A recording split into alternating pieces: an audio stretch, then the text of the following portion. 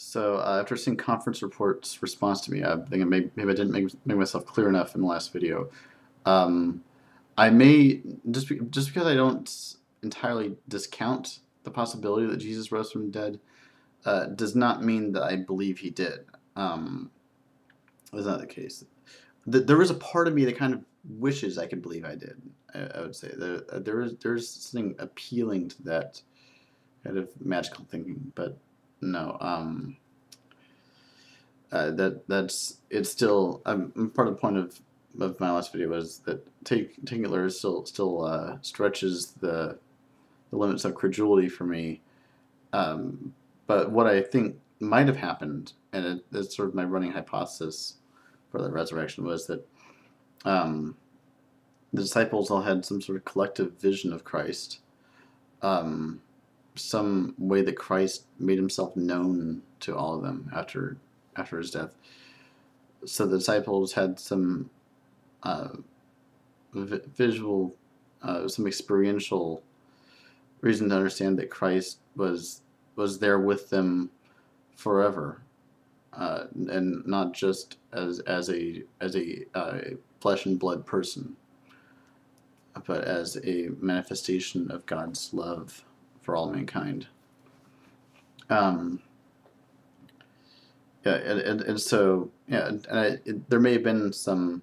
They may have actually experienced Jesus being there, like looking as plain as day as you or I. And I've heard about experiences people have had of angels appearing to them like that. And so I also tend to travel a lot in like sort of new age circles, and although there's a lot in that sort of community that I disagree with, I found it interesting that I've met a lot of people who are able to like literally see like these sort of astral entities. Um, and as far as I can tell, these people aren't schizophrenic, they're not crazy. Um, and it's the other idea is that there's some sort of placebo effect. They're seeing what they want to see, but I've found there's also some sort of verifiability between them. Like multiple people will see the same thing. And sometimes I'll feel something that they'll see, and so I guess what I'm saying with that is I've had some enough strange experiences before uh, that I'm not quick to any sort of strange things that sounds paranormal. I'm not so quick to dismiss it as some people who tout quote unquote methodological naturalism might be. My methodology is methodological experience or methodological empiricism, and empiricism includes even strange experiences and experiences of meaning and of and of revelation and things like that. So, um, but anyway, I remember Conference Report had made a few videos a while back about gateway concepts. And for me, the biggest gateway concept for me is the idea of reality as fundamentally relational. Uh, when I sort of moved away from seeing reality as composed of this sort of Cartesian world where there's objects in sort of extended space time, and they're separate from the subject. Going from that to seeing a sort of more process oriented of interrelated things in process, where it's actually the relations between the things are more real than the things themselves. And so everything exists in relation to something else, or in relation to everything else, really. It's like you see this sort of computer monitor in front of you with all these colors, and the sounds are coming out, and all these things are sort of meaningless in themselves. The colors themselves even don't really exist apart from your perception of them. Um, the words that you're hearing are not are not objectively words. They are words by virtue of your comprehension of them as a common shared language. And so there is that relational character of what we share together. And so, when I think about, visions, things that is, or whatever astral entities, whatever, whatever that sort of stuff you might see, I realize that these things do exist in relation to the perceiver. And I say, well, okay, well that means that they're hallucinations. But you realize that everything else exists in relation to perceiver as well.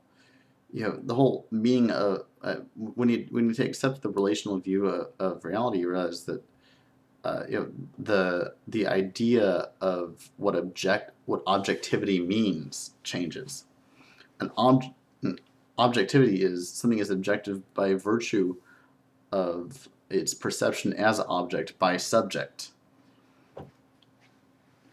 And so when you go further down the rabbit hole with this, the line between mental objects and physical objects starts to get blurred.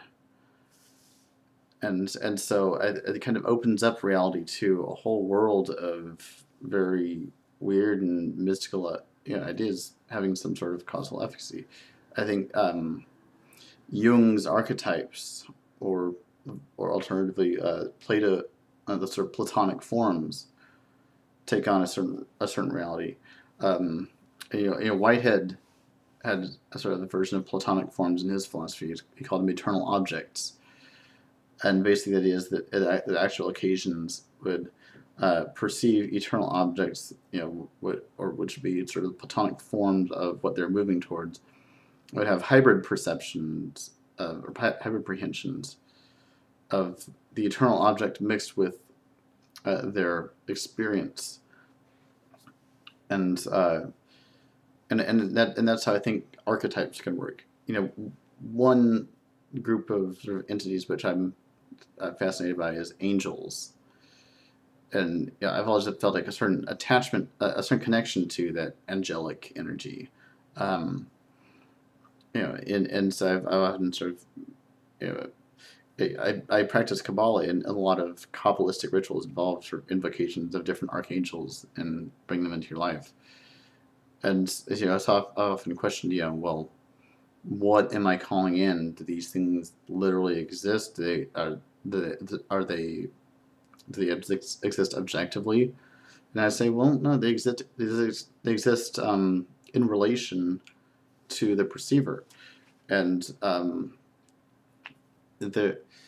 and sort of the archetypes they represent are sort of the eternal objects and their particular form in terms of their appearance, the wings and stuff. Those are hybrid prehensions based on things that we observe here on Earth, mixed with the sort of energy of that eternal object, which gives it its potency gives them sort of archetypal significance.